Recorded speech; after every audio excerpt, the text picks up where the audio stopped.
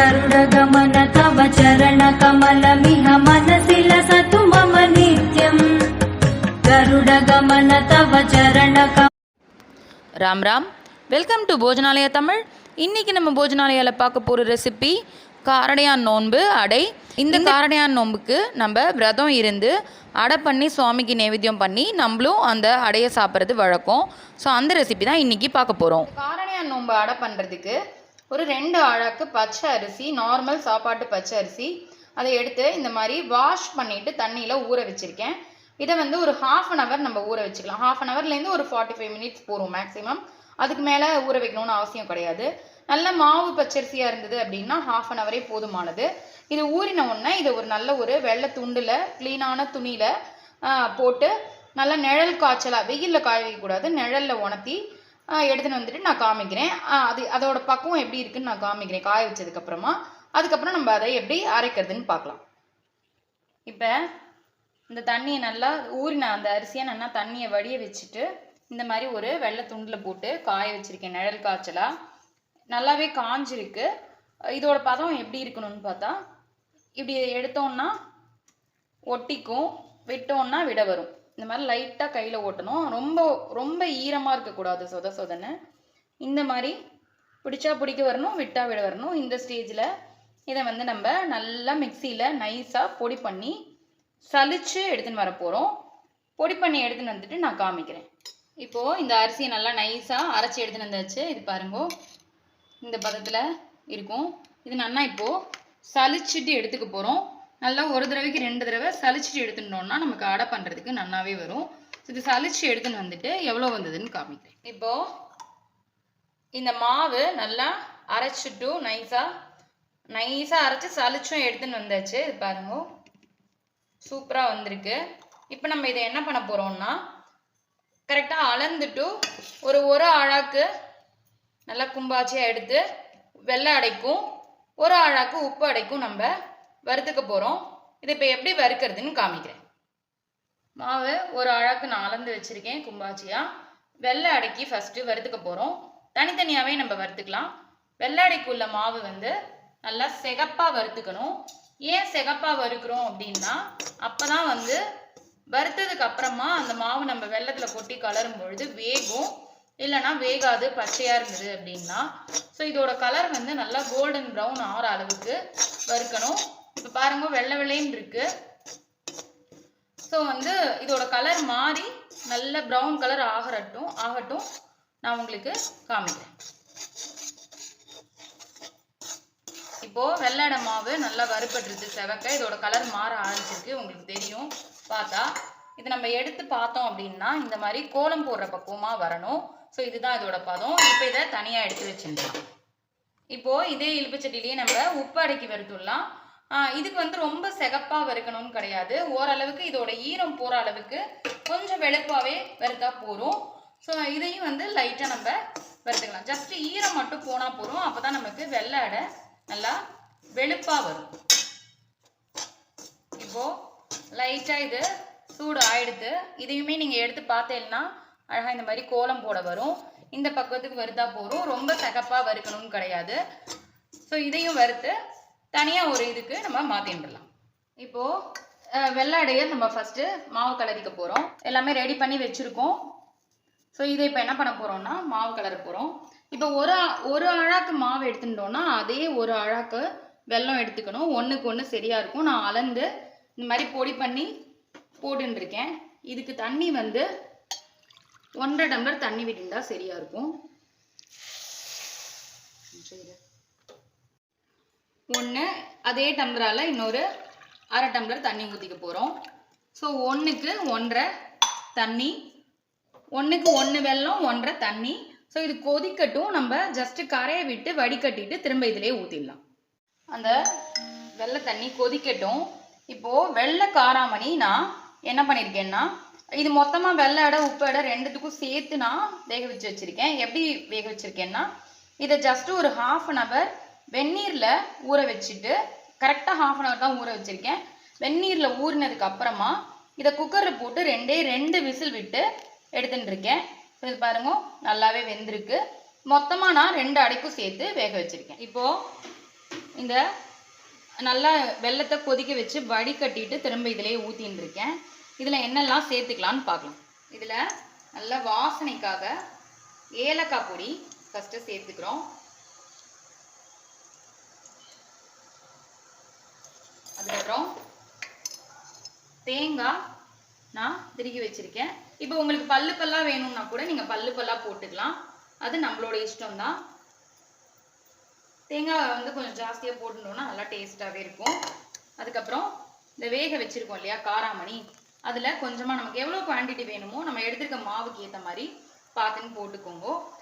ரொம்ப வந்து ஜாஸ்தியாக போட்டுட்டோம்னா அடை தட்டை வராது.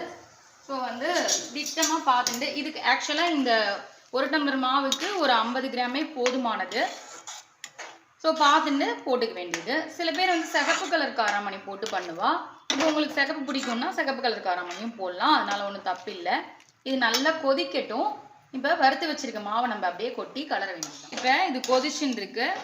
இதில் இந்த சிம் பண்ணிட்டு வறுத்து வச்சிருக்க இந்த மாவை அப்படியே கொஞ்சம் கொஞ்சமாக கொட்டிட்டு கலரிக்க வேண்டியதுதான். ஃபஸ்ட்டு கொஞ்சம் தண்ணியாக இருக்கிற மாதிரி இருக்கும். அதுக்கப்புறம் நம்ம கொஞ்சம் நேரம் ஆக ஆக அதுவே நல்லா கெட்டியாக ஆரம்பிச்சிடும். நம்ம அடுப்பை ஆஃப் பண்ணிட்டு கூட கட்டி இல்லாமல் கலரிட்டு திரும்ப வேக விட்டுக்கலாம். இதை நல்லா கலரியாச்சு, கட்டி இல்லாமல் கலரிட்டு இதில் ஜஸ்ட்டு வாசனைக்காக கொஞ்சம் போல் நெய் விட்டுக்கிறேன். இதை நல்லா ஆறணும். ஆறினதுக்கு அப்புறமா நம்ம இதை இழுத்து பிசைஞ்சிட்டு அப்படியே அடையாக தட்ட வேண்டிதான். பாருங்க, சூப்பராக வந்திருக்கு. நான் சொன்ன மாதிரி கரெக்டாக ஒரு அழாக்கு மாவு, ஒரு அழாக்கு வெல்லம், 1.5 டம்ளர் தண்ணி ஊற்றினோம் அப்படின்னா கரெக்டாகவே சூப்பராக வரும். இப்போ இந்த மாவு நல்லாவே வெந்திருக்கு. இப்போ ஆஃப் பண்ணிவிட்டு இது தனியாக ஒரு தட்டில் கொட்டி ஆற வச்சிடலாம். இப்போது உப்படைக்கான மாவு கலர போகிறோம். ஸோ அதுக்கு என்னெல்லாம் எடுத்து வச்சுருக்கேன்னா, நம்ம வறுத்து வச்ச அந்த மாவு, அதுக்கப்புறம் தேங்காய் துருவல், பச்சை மிளகா காரத்துக்கு, காராமணி வேக வச்சது. இப்போ இது எப்படி கலர்றதுன்னு பார்க்கலாம். ஸோ கொஞ்சமாக தேங்காய் எண்ணெய் விட்டுக்கிறேன். எண்ணெய் சூடாகட்டும்.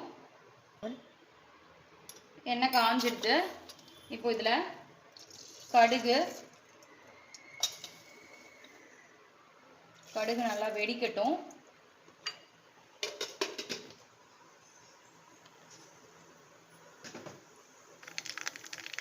கடுகு வெடிச்சிடுது. இதில் பச்சை மிளகா பொடியாக 2 காரத்துக்கு நறுக்கி வச்சுருக்கேன். அதோட தேங்காய் துருவல் சேர்த்துக்கிறேன்.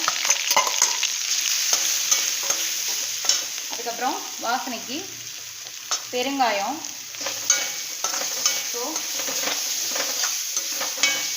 இதுக்கு நமக்கு உளுத்தம்பருப்புலாம் போட வேண்டியதில்லை. இப்போது ஒரு கப்பு, இந்த கப்பால் 1 கப்பு மாவு எடுத்து வச்சுருக்கேன். கப்புக்கு 2 கப்பு தண்ணி. ஸோ அந்த கப்பால் 2 கப்பு தண்ணி அளந்து ஊற்றிக்குவேன். இப்போது 2 கப்பு இந்த கப்பு 1 கப்பு மாவுக்கு இதே கப்பால் 2 கப்பு தண்ணி ஊற்றிக்கிறேன். 1 2. இப்போ இதில் டேஸ்ட்டுக்கு காராமணியும் நம்ம சேர்த்துக்க வேண்டியதான். அதுக்கப்புறம் தேவையான அளவு உப்பு போட்டு கொதிக்க விடணும். இதுக்கு தேவையான அளவுக்கு சால்ட்டு சேர்த்துக்கிறேன். ஸோ இது கொதிக்கட்டும், நம்ம மாவு கொட்டி கலரலாம். இப்போது தண்ணி கொதிச்சுன்னு இருக்கு. சிம்மில் வச்சுட்டு இந்த மாவை கொஞ்சம் கொஞ்சமாக கொட்டி அப்படியே கலர வேண்டியதான். சிம்மில் வச்சுட்டு கலையணும் அப்படின்னா இந்த தண்ணிக்கும் இந்த மாவுக்கும் சரியாக வந்துடும், நல்லா வெந்துடும். ஆறுனதுக்கப்புறமா நம்ம இதை அப்படியே அடையாக தட்ட வேண்டியதுதான். இப்போது நல்லா இந்த தண்ணிக்கும் மாவுக்கும் சரியாக வந்துடுது. 2 நிமிஷம் கலரினோம்னா போதும், அதுவே நல்லா கெட்டி ஆகிடும். நல்லா ஆறணும். இது ஆறினாதான் நமக்கு அடையாக தட்ட வரும். நான் அடுப்பை ஆஃப் பண்ணிவிட்டு ஆறினதுக்கப்புறமா எப்படி அடை தட்டுறதுன்னு காமிக்கிறேன். இப்போ இந்த வெள்ளை அடைக்கான மாவு நல்லா ஆறிடுது. இது இந்த மாதிரி நல்லா அழுத்தி பிசைஞ்சுக்கணும். ஃபஸ்ட்டு கையில் தண்ணி தொட்டுண்டு இந்த மாதிரி அழுத்தி பிசைஞ்சுட்டு சின்ன சின்ன உருண்டையாக எடுத்து இந்த மாதிரி வடை மாதிரி தட்டிட்டு நடுவில் ஓட்டை போட்டுக்கணும். நான் ஆல்ரெடி இந்த மாதிரி இட்லி தட்டில் நெய் தடவி வச்சுருக்கேன். அதில் அப்படியே ஒன்று ஒன்றா நம்ம தட்டி தட்டி அப்படியே அடுக்கிக்க வேண்டியதான். வெள்ளை அடை தனியாகவும் உப்பு அடை தனியாகவும் வேக விட்டோம்னா நல்லது. ஏன்னா இதோட வேகிற டைம் வேறு, அதோட வேகிற டைம் வேறு. ஸோ வந்து இந்த மாதிரி எல்லாத்தையும் இதே மாதிரி தட்டிட்டு ஆல்ரெடி நான் இட்லி பாத்திரத்தில் ஜலம் ஊற்றி கொதிக்க வச்சுருக்கேன். தண்ணி நல்லா தளன்னு கொதிச்சதுக்கு அப்புறமா தான் நம்ம இதை ப்ளேஸ் பண்ணணும். அதுக்குள்ளே இப்போ நம்ம இது எல்லாத்தையும் தட்டிடலாம். இப்போ எல்லாத்தையும் நம்ம பண்ணியாச்சு. இப்போது இதில் அப்படியே நல்லா ஜலம் கொதிக்கணும். அப்போ தான் வந்து சீக்கிரமாக வேகும். ஜலம் கொதிக்காமல் நம்ம எப்பயுமே வைக்கக்கூடாது. ஸோ அந்தந்த ஓட்டைக்கு நேர அழகாக வச்சோம்னா அந்த ஆவி வந்து சூப்பராக வெந்துடும். இது வெள்ளங்கிறதுனால கொஞ்சம் டைம் எடுக்கும். ஒரு 10லேருந்து 15 நிமிஷம் ஆகும். நான் மேலாப்பில் இருக்கிற தட்டில் மட்டும் 2 வச்சுருக்கேன். ஸோ பாக்கி எல்லாத்துலேயும் ஒன்று தான் வச்சுருக்கேன். வேகட்டும், நான் காமிக்கிறேன். இப்போ வெள்ளாடை வேகிறதுக்குள்ள நம்ம உப்பாடை தட்டிடலாம். இது வந்து இதே மாதிரி நல்லா அழுத்தி பிசைஞ்சிட்டு அவ்வளோதான். இதே மாதிரி தான் ஓட்டை போட்டு எல்லாத்தையும் தட்டி எடுத்துக்க வேண்டியதான். நம்ம தட்டி தனியாக ஒரு தட்டில் வச்சுடலாம். அந்த வெள்ளாடை வெந்ததுக்கு அப்புறமா அதை எடுத்துட்டு அதே இதில் இதை வச்சிடலாம். டைம் வேஸ்ட் பண்ணாமல் நம்ம டக்குன்னு இதை தட்டிடலாம். தனித்தனியாக வேக வைக்கிறது தான் எப்பயுமே நல்லது. ஸோ இது எல்லாத்தையும் தட்டிட்டு காமிக்கிறேன். வெள்ளாடை வெந்துட்டான்னு பார்க்கலாம். பாருங்க, நம்ம வைக்கும்பொழுது மாவு பதத்தில் இருந்தது. இப்போ இது நல்லா கண்ணாடி பதத்தில் வந்திருக்கு. உங்களுக்கு பார்த்தா தெரியும். ஸோ வந்து முழுக்குன்னு கண்ணாடி மாதிரி தெரியணும். இதுதான் இதோட பதம். இப்போ நம்ம இதை சூட்டோடு எடுத்தோம்னா வெந்து போயிடும். நல்லா ஆறினதுக்கு அப்புறமா அடுப்பை ஆஃப் பண்ணிவிட்டு இதை வெளியில் இறக்கி வச்சுட்டு நல்லா ஆறினதுக்கு அப்புறமா பொறுமையாக எடுத்தோம்னா சூப்பரான வெள்ளாடை ரெடி ஆகிடும். அதுக்கப்புறமா நம்ம இதுலேயே உப்பாடையை ப்ளேஸ் பண்ணிடலாம். இப்போது உப்பாடையும் நம்ம இதே மாதிரி வச்சாச்சு. இது ஒரு 5லேருந்து 7 நிமிஷம் வெந்தால் போதும்.